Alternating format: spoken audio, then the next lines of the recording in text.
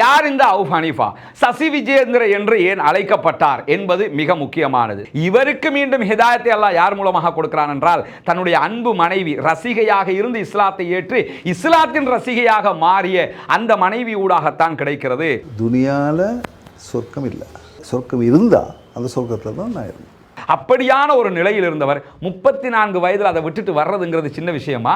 எவ்வளவு பெரிய ஈமானிய முதிர்ச்சி, எவ்வளவு பெரிய இஸ்லாத்தினுடைய பற்று, எவ்வளவு பெரிய தேடல் இருந்திருந்தால் அதை விட்டு அவர் வெளியே வர வேண்டும். மீண்டும் நீங்க ஏன் நடிப்புக்கு வரக்கூடாது, இதுக்குள்ள வாங்கலேன் அப்படின்னு சொல்லி கூப்பிடுவாங்க. நமக்கெல்லாம் திக்குன்றோம் அதை பார்க்கும்போது. என்னடா இப்ப பெரிய தாடியோட அப்படி ஒரு ஒரு வித்தியாசமான தோற்றத்தில் அழகாக சீனத்தாக இருக்கிறாரே, என்ன சொல்ல போறாரு என்று பார்க்கும்போது அந்த இடத்துல ஒரு அழகான ஒரு விஷயத்தை அவுஃப் ஹனீஃபா அவர்கள் சொல்லுவார்கள். என்னன்னா,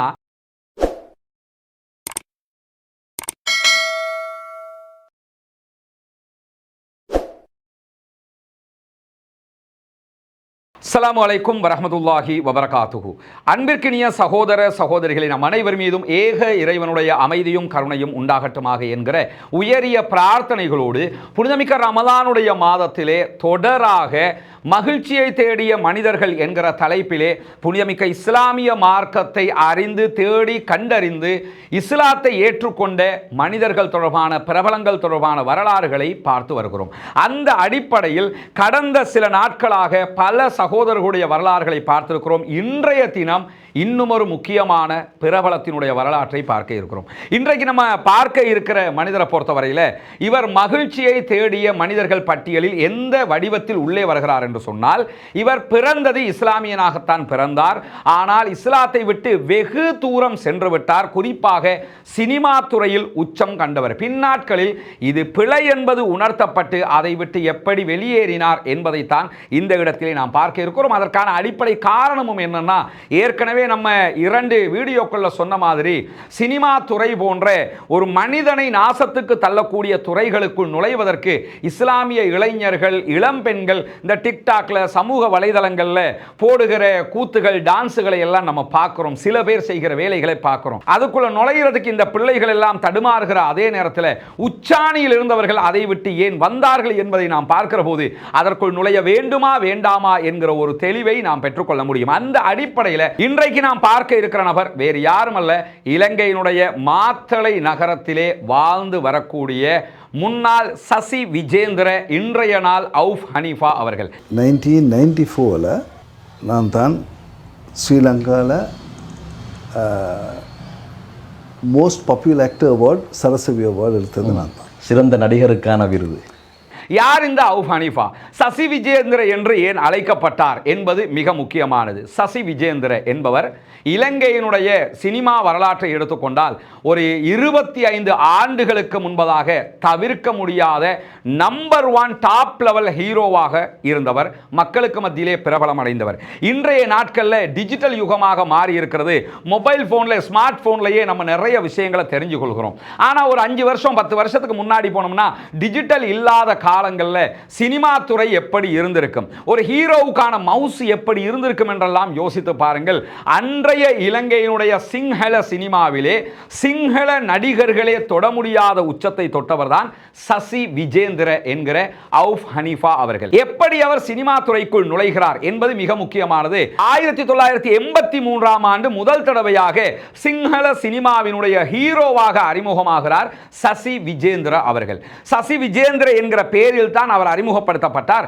83 இந்த சினிமா எடுக்கப்பட்டாலும் 85 வரைக்கும் இந்த சினிமா வெளியிடப்படவில்லை. 1985 தான் இந்த சினிமா வெளியிடப்படுகிறது. இது தொடர்பாக சகோதரர் அவுஃப் ஹனீஃபா அவர்களை பல பேட்டிகளில் சொல்லி இருப்பாரு. இந்த திரைப்படம் வெளியாகி ஒரு பெரிய மவுச தருமாண்டெல்லாம் நாங்கள் நினைக்கல. ஆனால் முதல் திரைப்படமே கிட்டத்தட்ட 138 நாட்கள் அன்றைய நாட்களில் தியேட்டர்களில் ஓடுகிறது. மிக பெரும் வரவேற்பை பெறுகிறது. ஒரு 25 ஆண்டுகளுக்கு முன்பதாக தியேட்டரில் 138 45 நாளுக்கு சினிமா படம் ஓடுதுன்னு சொன்னா அப்ப எவ்வளவு வரவேற்பை அந்த படம் பெற்றிருக்கும் என்று யோசித்து பாருங்கள். முதல் படத்திலேயே சிங்கள சமூகத்துக்கு மத்தியிலே சினிமா துறையில் மாபெரும் புகழ்ச்சியின் உச்சத்துக்கு செல்கிறார் சசி விஜேந்திர அவர்கள். 83 சினிமாவுக்குள் நுழைந்து 85ஆம் ஆண்டு முதல் திரைப்படம் வெளியாகிறது. 94ஆம் ஆண்டு இலங்கையினுடைய சினிமா துறைக்கான மிக உயரிய விருதாக இருக்கக்கூடிய சரசவி விருது, பிரபலமான சிங்கள நடிகருக்கான விருதாக சசி விஜேந்திர அவர்களை தேடி வருகிறது. யோசிச்சு பாருங்க, ஒரு துறையில் எவ்வளவு வேகமாக அவர் உச்சத்துக்கு வர்றாருன்னு. 83 உள்ள வர்றாரு, 85 சினிமா வருகிறது. ஒரு 10 ஆண்டுகளுக்குள்ளாக மிக பிரபலமான நடிகருக்கான சரசவி விருதை வென்றெடுக்கிறார். இதே நேரத்தில் பல நாடகங்களையும் அவர் எழுதுகிறார், இயக்குகிறார், வெளியிடுகிறார். இப்படி சினிமா துறையில் எல்லா தரப்புகளையும் அவர் கை வைக்கிறார். இயக்குனராக, நடிகராக எல்லா தரப்புகளாலும் உயர்நிலையில் பார்க்கப்பட்ட ஒருவராக மாறுகிறார். எந்த அளவுக்கு என்று சொன்னால் இலங்கையினுடைய கமலஹாசனாக இவர்தான் போற்றப்பட்டார். அன்றைய நாட்களில் இந்தியாவில் தமிழகத்தில் கமலஹாசன் என்கிற நடிகர் இருப்பதை போல இலங்கையில் கமலஹாசன் யாரை சொல்லுவாங்கன்னா சிங்கள சினிமாவே சசி விஜேந்திர அவர்களை தான் போற்றி புகழ்ந்து கொண்டிருந்தது. கிட்டத்தட்ட 62 படங்களை ஒரு குறுகிய நாட்களுக்குள் நடித்து முடித்திருந்தார். இந்த மாதிரியான நேரத்தில் அவருக்கு எங்க மனமாற்றம் வருதுன்னு பார்த்தீங்கன்னு சொன்னா அல்லாஹு தாலா யாருக்கு நலவை நாடுகிறானோ அவர்களுக்கு நேர்வழியை கொடுத்து விடுவான். அதுதான் அல்லாஹ்வினுடைய நியதியாக இருக்கிறது. சசி விஜேந்திர அவுஃப் ஹனீஃபாவாக பிறந்தவர் சசி விஜேந்திரவாக மாறி சினிமா துறையில் உச்சாணியில் நிற்கிறார். கிட்டத்தட்ட 34 வயதை அடைகிறார். அந்த நேரத்தில் மீண்டும் அவுஃப் ஹனீஃபாவாக மாறுகிற வாய்ப்பு அவருக்கு கிடைக்கிறது. எப்படி கிடைக்கிறது தெரியுமா? வேறு யார் வழியாகவும் கிடைக்கவில்லை. ஒரு சந்தர்ப்பம், அவருடைய சம்பவத்தை நம்ம என்ன பார்க்கணும்னா, தன்னுடைய ரசிகை தன்னுடைய படங்களை பார்த்து அதனூடாக கவரப்பட்டு தன்னை இயற்கையிலேயே ஹீரோவாக கற்பனை செய்து இவரையே திருமணம் முடிக்க வேண்டும் என்கிற அளவுக்கு ஆசைப்பட்ட ஒரு சகோதரி அவங்க சசி விஜேந்திரையை சந்திக்கிறாங்க. பின்னாட்கள் அவங்க இஸ்லாத்தை ஏற்றுக்கொள்கிறார்கள். இஸ்லாத்தை ஏற்றுக்கொண்டு சசி விஜேந்திர என்கிற அவுஃப் ஹனீஃபா அவர்களை திருமணமும் செய்து கொள்கிறார்கள். திருமணம் செய்து கொண்டதற்கு பிறகு அவுஃப் ஹனீஃபா அவர்கள் தற்போது வெளிவருகிற பேட்டிகளில் கூட அடிக்கடி என்ன சொல்லுவார்னா, எனக்கு மனமாற்றம் கிடைத்தது என்னுடைய மனைவியினூடாகத்தான். எப்படி மனமாற்றம் கிடைக்கிறது என்றால், என்னுடைய மனைவி ரொம்ப நிறைய இஸ்லாமிக் கிளாஸஸ் போவாங்க, போய் படிப்பாங்க. படிச்சுட்டு வந்து என்ன சொல்லுவாங்கன்னா, நீங்க போகிற ரூடு பிழைதானே, இப்படியெல்லாம் இருக்கக்கூடாதுன்னு இஸ்லாம் சொல்லுதே. ஆனா நீங்க சினிமாவில் நடிக்கிறீங்க, பாட்டு படிக்கிறீங்க, ஆடல் பாடல் கச்சேரிகளை செஞ்சுக்கிட்டு இருக்கிறீங்க, இதையெல்லாம் இஸ்லாம் தடுக்குதே என்றெல்லாம் பேசுவார்கள். அவ இஸ்லாத்தை படித்து இஸ்லாமுக்கு வந்தவன். அவள் அடுத்த பெஸ்ட் பாயிண்ட் என்னன்னா, அவள் இன்னொரு ரசிகை. எனக்கு இதெல்லாம் கேட்கும்போது ரொம்ப கோபம் வந்துடும். என்னடா இது நம்ம தொழில கை வைக்கிறாளே, இதெல்லாம் நான் நினைப்பேன். அப்படியெல்லாம் நினைக்கிற சந்தர்ப்பங்கள்ல எல்லாம் என் மனைவிக்கு புரிஞ்சிடும், ரெட் லைனை தாண்ட போகுது என்று புரிகிற நேரத்தில் அந்த இடத்துல ஸ்டாப் பண்ணிடுவாங்க. பிறகு வேறொரு சந்தர்ப்பத்தில் வந்து இதே டாக்க பண்ணுவாங்க. இப்படியே தொடர்ந்து அவங்க என்கிட்ட பேசிக்கிட்டே இருந்த ஒரு நிலையில என்னுடைய தாயார் இந்த துறையை விட்டு வெளியே வர வேண்டும் என்று ரொம்ப வலியுறுத்திக்கிட்டு இருந்தாங்க. என்னுடைய தகப்பனாரை நான் இழந்து விட்டேன். தாயார் வலியுறுத்தியது மட்டுமல்லாமல் தினம்தோறும் பிரார்த்தித்துக் கொண்டே இருந்தார்கள். அது உம்மோட துவாவை கொண்டு நடந்ததுன்னு நான் நம்புகிறேன். தொழுகையை வலியுறுத்தி கொண்டே இருந்தார்கள். என்னுடைய தாய் என்னோடு இருக்கிற வரைக்கும் நான் தொழுது கொண்டிருந்தேன் சினிமாவில் நடித்தாலும். என்றைக்கு என்னுடைய தாய் மரணித்து விட்டார்களோ அன்றைக்கு நான் தொழுகையை விட்டு கூட தூரமாகி விட்டேன் என்று தன்னுடைய அந்த கவலைக்குரிய நிகழ்வை இன்றைக்கும் கவலைப்பட்டு சொல்கிறார் சகோதரர் அவுஃப் ஹனீஃபா அவர்கள். இந்த இடத்துல நம்ம என்ன கவனிக்கணும்னா, தன்னுடைய மனைவி அவங்க முஸ்லீமாக இருக்கல, இஸ்லாத்தை ஏற்றுக்கொண்டு வருகிறார்கள். ஆனால் இவர் பிறவியிலே முஸ்லீமாக இருக்கிறாரு. இவருக்கு மீண்டும் ஹிதாயத்தை அல்லாஹ் யார் மூலமாக கொடுக்கிறான் என்றால், தன்னுடைய அன்பு மனைவி ரசிகையாக இருந்து இஸ்லாத்தை ஏற்று இஸ்லாத்தின் ரசிகையாக மாறிய அந்த மனைவி ஊடாகத்தான் கிடைக்கிறது.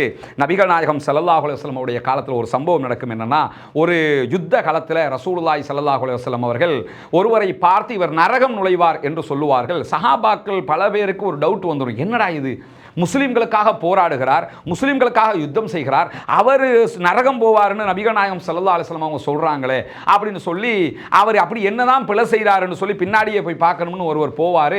யுத்த காலத்தில் பல எதிரிகள் அவர் வெட்டி சாய்த்தாலும் ஒரு கட்டத்தில் அவருக்கு நிறைய காயங்கள் ஏற்பட்ட காரணத்தினால தன்னுடைய கத்தியை எடுத்து வாளை எடுத்து நெஞ்சில வச்சு மல்லாக்கப்படுத்தி தற்கொலை செய்து மரணித்து விடுவார். இதை பார்த்து அந்த நபித்தோழர் ஓடி வந்து அல்லாஹ்வுடைய தூதர் ஸல்லல்லாஹு அலைஹி வஸல்லம் அவங்கள்ட்ட சொல்றாங்க, யார் சொல்லலாம், நீங்கள் சொன்னதை போல அவன் நரகத்துக்கு மரணத்துக்குரிய காரியத்தையே செய்து விட்டார், தற்கொலை செஞ்சு மரணிச்சிட்டாரு என்று அந்த கட்டத்தில் அவங்க வந்து சொல்லுவாங்க. சொல்லுகிற போது நபிகள் நாயகம் ஸல்லல்லாஹு அலைஹி வஸல்லம் அவர்கள் பிலால் ரலியல்லாஹு அன்ஹு அவர்களை அழைக்கிறார்கள். பிலாலே, ஒரு செய்தியை இந்த மக்களுக்கு சொல்லுங்கள். ஏன் பிலால் ரலியல்லாஹு அன்ஹு அழைச்சி சொல்றாங்கன்னா, அவங்க சத்தமாக பேசுவாங்க, அதனால மக்களுக்கு ஒரு செய்தியை சொல்லுங்கன்னு சொல்றாங்க.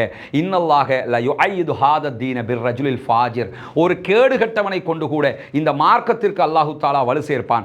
மரணித்தவர் பிழையானவர் தான், ஆனால் அவர் மரணிப்பதற்கு முன்பதாக பல எதிரிகளை கொண்டிருக்கிறார், அவர் மூலமாக இந்த மார்க்கத்திற்கு அல்லாஹு தஆலா வலு சேர்த்திருக்கிறான் என்று ரசூலுல்லாஹி ஸல்லல்லாஹு அலைஹி வஸல்லம் அவர்கள் சொல்லுவார்கள். சஹீஹுல் புகாரி, முஸ்லிம் உள்ளிட்ட நபிமொழி கிரந்தங்களிலே பதிவு செய்யப்பட்ட ஒரு நபிமொழி. இந்த அவுஃப் ஹனீஃபா அவர்களுடைய வரலாற்றை பார்க்கும்போது எனக்கு இந்த நபிமொழி நினைவுக்கு வந்தது. காரணம் என்னன்னு சொன்னா, ஒரு பெண்மணி, அவங்க இஸ்லாமியனாக பிறக்கவில்லை, வேறு மதத்திலே பிறந்த ஒருவர் அல்லாஹு தஆலா அவர்கள் மூலமாக இஸ்லாத்திற்கு வலு சேர்க்கிறான். எப்படி வலு சேர்க்கிறான்? ஒரு மிக பெரும் நடிகராக, இலங்கை சினிமாவிலே உச்சம் தொட்ட ஒரு நடிகராக இருந்தவரை மீண்டும் நீ செல்லுகிற பாதை பிழை, நீ சரியான பாதைக்கு வர வேண்டும் என்று அவர்களையும் இஸ்லாத்திற்கு எடுத்து அவர்களூடாக தன்னுடைய கணவராக இருந்த உச்சாணி கொம்பிலே சினிமாவை ப்ரமோட் பண்ணி கொண்டிருந்தவரை மீண்டும் இஸ்லாத்தின் பார் அழைத்து வந்தான் அல்லாஹு தஆலா என்பது இந்த ஹதீஸை பார்க்கும்போது அந்த சம்பவத்தை ஒப்பிட்டு பார்ப்பதற்கு எண்ணம் வருகிறது. இப்படி ஒரு சிறந்த பயணத்திற்கான ஒரு தேடலாக அவுஃப் ஹனீஃபா அவர்களுக்கு இந்த வாய்ப்பு கிடைத்தது. இந்த அவுஃப் ஹனீஃபா அவங்களோட ஹிஸ்டரியை நீங்க யூடியூப்ல போய் தேடினீங்கன்னு சொன்னா, ஒரு 5 ஆண்டுகளுக்கு முன்பதாக ஒரு சம்பவம் நடைபெற்றது. என்னன்னா, இவர் சினிமா துறையை விட்டு விலகி 20-25 ஆண்டுகள் கடந்து விட்டது. அவர் எங்க இருக்கிறாரு, என்ன செய்கிறாருன்னு அந்த ஊர்க்காரங்களை தவிர யாருக்குமே அது தெரியாது. இப்ப இருக்கிற இளம் பிள்ளைகளுக்கு கூட அவுஃப் ஹனீஃபா யாருன்னு தெரிய வாய்ப்பில்லை. ஒரு ஹாஜியார் ஒருத்தர் இருக்கார் ஊருக்குள்ள, இப்படி நினைச்சுக்கிறாங்களே தவிர இவர் இப்படி இருந்து வந்தவர் என்பதை நம்ம பல பேர் தெரிஞ்சிருக்கிற மாட்டோம். சரியாக இருந்தார், பாடசாலைகளிலும் பல்கலைக்கழகங்களிலும் அழைத்து இவரை உரையாற்ற வைக்க வேண்டிய தேவை நமக்கு இருக்கிறது. எப்படி நீங்கள் இந்த துறையை விட்டு வந்தீர்கள் என்று. அப்படிப்பட்ட ஒரு நபர்.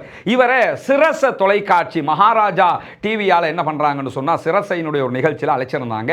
பல நடிகைகள், இவருடைய காலத்தில் உச்சம் தொட்ட பல நடிகைகளும் அந்த நிகழ்ச்சியில் கலந்து கொண்டிருந்தாங்க, இவரும் கலந்து கொண்டிருந்தார். அப்ப இவரோடு சக நடிகையாக இருந்து புகழ்பெற்ற ஒரு நடிகை என்ன பண்ணுவாங்கன்னா, சசி, மீண்டும் நீங்க ஏன் நடிப்புக்கு வரக்கூடாது, இதுக்குள்ள வாங்கலேன் அப்படின்னு சொல்லி கூப்பிடுவாங்க. நமக்கெல்லாம் திக்குன்றோம் அதை பார்க்கும்போது. என்னடா சசி விஜேந்திரவாக இருந்த அவுஃப் ஹனீஃபா இப்போது என்ன சொல்லுவார்?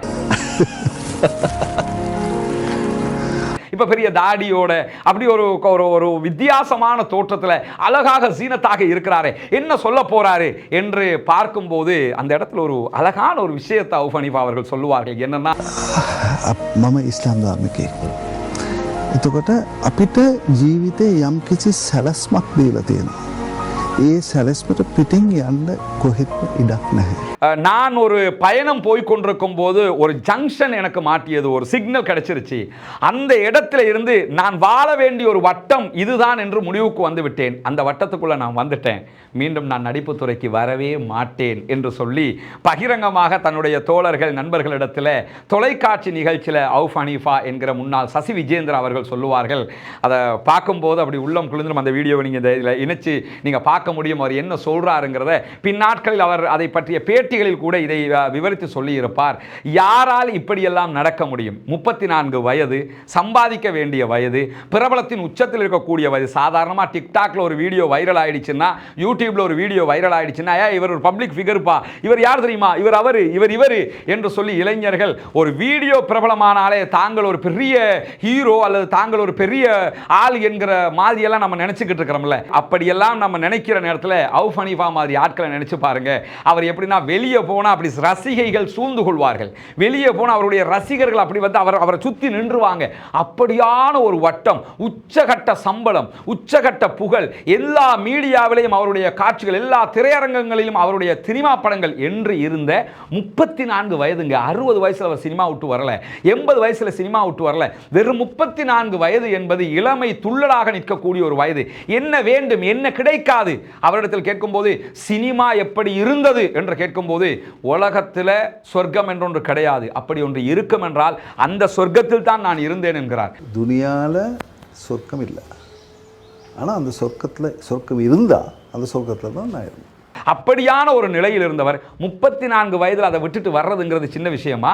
எவ்வளோ பெரிய ஈமானிய முதிர்ச்சி, எவ்வளோ பெரிய இஸ்லாத்தினுடைய பற்று, எவ்வளோ பெரிய தேடல் இருந்திருந்தால் அதை விட்டு அவர் வெளியே வர வேண்டும். தன்னுடைய மனைவி சொன்னதையெல்லாம் கேட்கிறார். இறைவனுடைய பயம் ஒட்டிக்கொள்கிறது. இனிமேல் நம்முடைய பணி இதுவல்ல, நம்முடைய பாதை இதுவல்ல, நம்முடைய சம்பாத்தியம் இதுவல்ல. தொழிலை இழக்கிறார், சம்பாத்தியத்தை இழக்கிறார். நம்ம நல்லா இருக்கிறீங்களா? அது கூலிக்கு வளர்க்குறீங்களோ?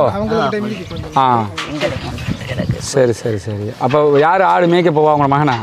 மாப்பிள்ளை போவார், மகன் ஆட்டு மாடு கட்ட போகிறார். ஓ, இதில் வாசல் இந்த பக்கமா அந்த பக்கமா? இந்த பக்கம் வாங்க பாப்போம். அன்பிற்கினிய சகோதர சகோதரிகளே, அஸ்ஸலாமு அலைக்கும் வரஹ்மத்துல்லாஹி வபரகாத்துஹு. நம்ம இப்போ இருக்கக்கூடிய இடமும் பொத்துவிலுடைய சர்வோதயபுரம் ஹிஜ்ரத் நகரில் தான் இருக்கிறோம். அங்கே இருக்கக்கூடிய ஒரு வீட்டில் தான் இருக்கிறோம். இந்த அம்மா அவங்களோட வீடு தான். நமக்கெல்லாம் தெரியும், புனிதமிக்க இஸ்லாமிய மார்க்கத்தை ஏற்றுக்கொண்ட சகோதரருக்கான ஒரு வீட்டு திட்டத்தை அமைப்பதற்கான ஒரு முயற்சியாகத்தான் இந்த முயற்சியை நம்ம பண்ணிக்கிட்டு இருக்கிறோம். இந்த வீடுகளெல்லாம் நீங்கள் பார்க்குறீங்க. வரும்போது அந்த அம்மா என்ன சொல்கிறாங்கன்னா, பாம்பு, குறிப்பாக நல்ல பாம்பு, இந்த மாதிரி பாம்புகள் எல்லாம் வீட்டுக்குள்ளே வருது. நிறைய பாம்பு கடியில் மரணிக்கிறவங்க, அதே மாதிரி யானை அடித்து மரணிக்கிறவங்க, இந்த மாதிரியான பல தொல்லைகளுக்கு மத்தியில் தான் இவங்க இங்கே வாழ வேண்டி இருக்கிறது. எனவே தான் இந்த வீட்டு திட்டத்தை நம்ம பண்ணுறதுக்கான ஒரு முயற்சி எடுத்து இங்கே வந்திருக்கிறோம். இது வந்து மேலே போட்டிருக்கிறது தகரம் தான் போட்டிருக்கிறாங்க. தகரத்தில் வாழ்ந்த கொட்டகைகளில் வாழ்ந்தவங்களுக்கு தெரியும், இதிலெல்லாம் வாழ முடியாத மக்கள். அவ்வளவு ஓவர் ஹீட் ஆகும்போது உடம்புலெல்லாம் அந்த கொப்பளமாக வந்துடும். இந்த மாதிரியான நிலைகளுக்கு மத்தியில் தான் அவங்க இதுக்குள்ளே அவங்களால முடிஞ்ச வரைக்கும் வாழ்ந்துக்கிட்டு இருக்கிறாங்க. அந்த அடிப்படையில் இந்த மக்களுக்கு தேவையான இந்த வாழ்வாதார முறையை நம்ம செஞ்சு கொடுக்க வேண்டிய தேவை இருக்கிறது. இங்கே நீங்கள் பார்க்கலாம், இது அவங்களுடைய கிச்சன் பகுதி. இதுதான் அவங்களுடைய கிச்சன் பகுதி. இதுக்குள்ள தான் அவங்க வாழ்ந்துக்கிட்டு இருக்கிறாங்க. நீங்கள் உங்கள் ஓகே, எங்கே ஆடு மேய்க்கிறதுக்கு போயிருந்தீங்கன்னு சொன்னீங்க? அப்படியா? சரி சரி சரி. எனவே சகோதர சகோதரிகளை, நபிகள் நாயகம் ஸல்லல்லாஹு அலைஹி வஸல்லம் அவர்கள் சொன்ன அடிப்படையில் இஸ்லாமிய மார்க்கத்தை ஏற்றுக்கொண்டு வாழ்வியலை அமைத்து கொண்டிருக்கக்கூடிய இந்த சகோதரர்களுக்காக இந்த ரமலானிலே உங்களுடைய ஜகாத்து தான தர்மங்களை வாரி வழங்குங்கள். முன்னால் தெரிகிற நம்முடைய தொலைபேசி மற்றும் வாட்ஸ்அப் பழக்கத்திற்கு நீங்கள் தொடர்பு கொள்ள முடியும். இங்கே வந்து இந்த சூழலை பார்த்து தான் நாங்கள் இதுக்கு பண்ணுவோம்னு நினைக்கக்கூடிய சகோதரர்களும் எம்மை தொடர்பு கொள்கிற பட்சத்தில் உங்களை அழைத்து கொண்டு வந்து காட்டுவதற்கே நம்ம தயாராக இருக்கிற. நமக்கு தேவை இந்த பணி நிறைவடைய வேண்டும் என்பதுதான். ஆடு நீங்களும் மேய்க்க போவீங்களா? இப்போ வயசு அது சரி. பாம்பு என்ன நல்ல பாம்பெல்லாம் வந்துடுமா? இப்போ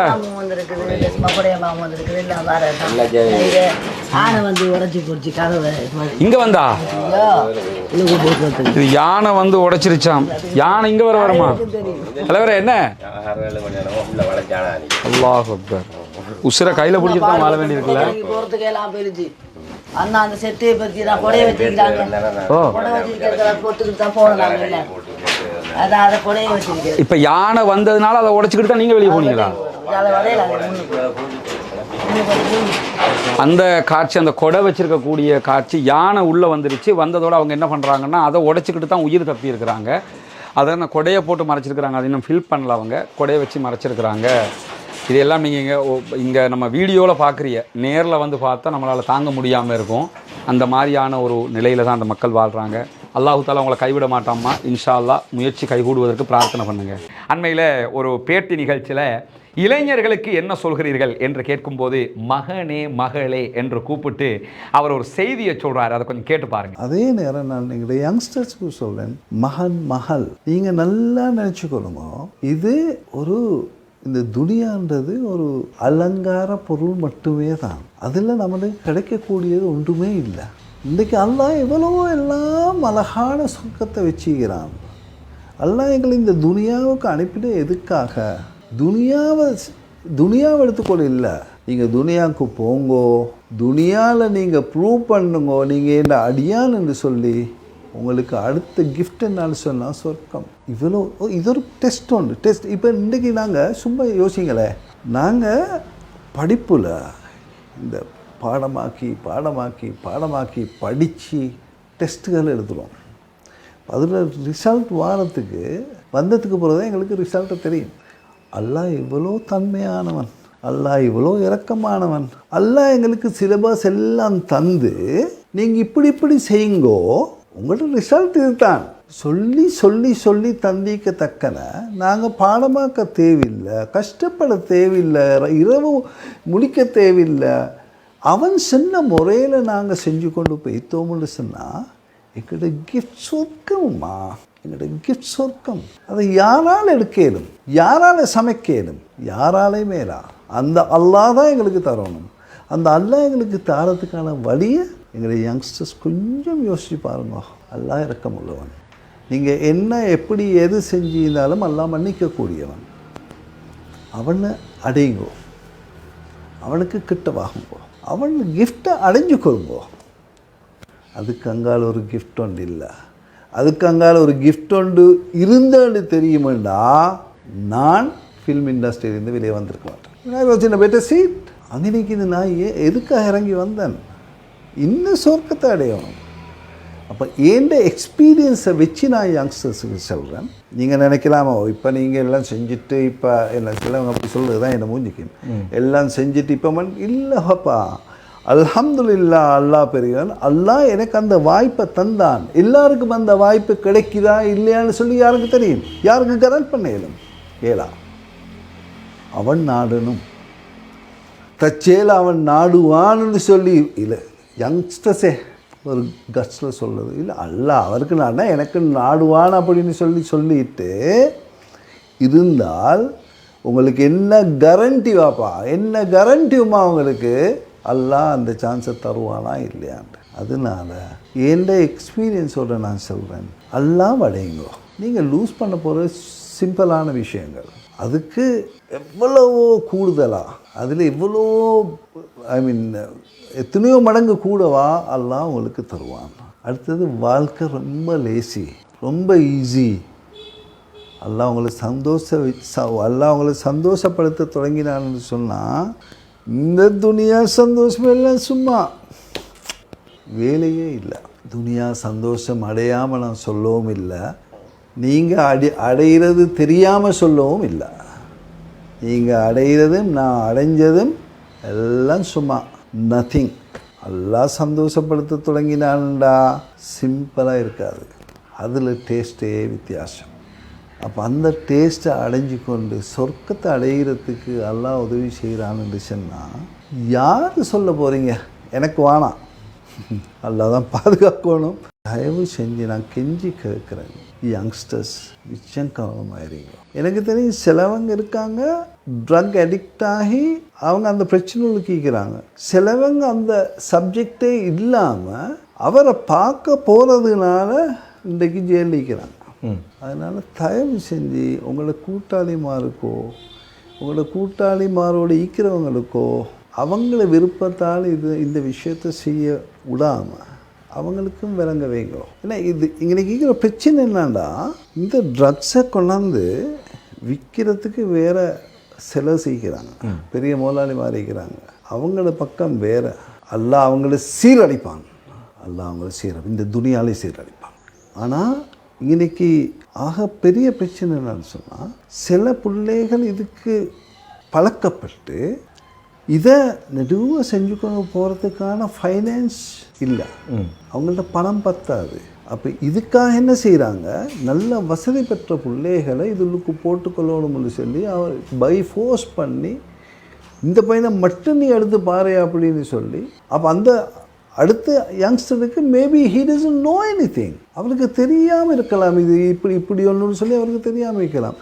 இவர் ஃபோர்ஸ் பண்ணி அதை அப்படி கொடுக்குற ரீசன் என்ன, நாளைக்கு இவருக்கு அவரால் லேசாகும்ன்ற நோக்கத்தில் இப்படி விஷயங்கள் செய்ய அவங்க இதுகளுக்கு எல்லாம் பனிஷ் பண்ண தொடங்கினான்னு சொன்னால், அடுத்தவன் போலீஸால் இல்லாட்டி ஆர்மியால் பனிஷ் பண்ணுற மாதிரி இல்லைவாப்பா, எங்களுக்கு தப்பே இல்லாது.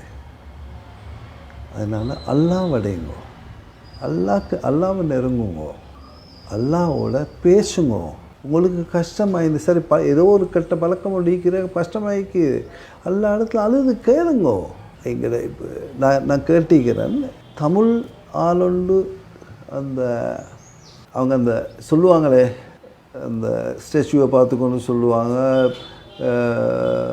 என்னது ஒரு பேராக சொல்லிக்கொண்டு போகக்கொள்ள எனக்கு மறந்துட்டேன். ஒரு பேராக சொல்லிக்கொண்டு போகலாம், அவருக்கு தவறி யார் சம்மதம்னு சொல்லிப்படுகிறது. அல்லாஹ் இம்மீடியட்டாக ரியாக்ட் பண்ண. ஏன்னா இப்போ நாங்கள் ஒரு கெட்ட விஷயத்தில் இருந்துட்டு நாங்கள் திருந்துறதுக்கு ட்ரை பண்ணப்போ அல்லாஹ் உதவி அப்படி வரும்.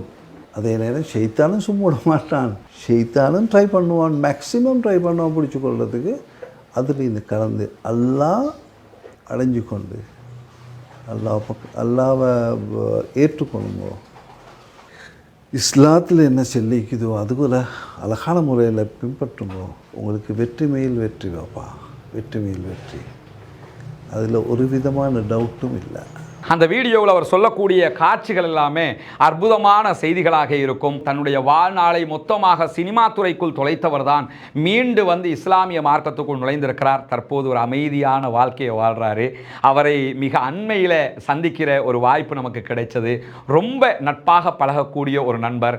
இந்த வீடியோவுக்காக கூட அவரை ஃப்ரெஷ்ஷாக ஒரு இன்டர்வியூ எடுத்து தான் உங்களுக்கு நம்ம கொண்டு வரணும்னு நினச்சோம். அதுக்குரிய நேர காலம் கிடைக்கல. இன்ஷா அல்லாஹ் அதற்குரிய ஒரு வாய்ப்பு கிடைத்தால் சகோதரர் அவுஃப் ஹனீஃபா, முன்னாள் பழம்பெரும் நடிகர் சசி விஜேந்திரா அவர்கள் தன்னுடைய வரலாற்றை கூறுகிற ஒரு ஆவணமாக ஒரு பேட்டியை அவரோடு அமர்ந்து எடுத்து உங்களுக்காக வெளியிடுவதற்கு தயாராக இருக்கிறோம். இன்னும் ஒரு 20 நாட்கள் இருக்கிறது இன்ஷா அல்லாஹ். அதற்குள் அந்த காரியம் நடந்து வருவதற்கு இறைவனிடத்திலே பிரார்த்தனை செய்யுங்கள். அவுஃப் ஹனீஃபா அவர்களுக்கும் பிரார்த்தனை செய்யுங்கள்.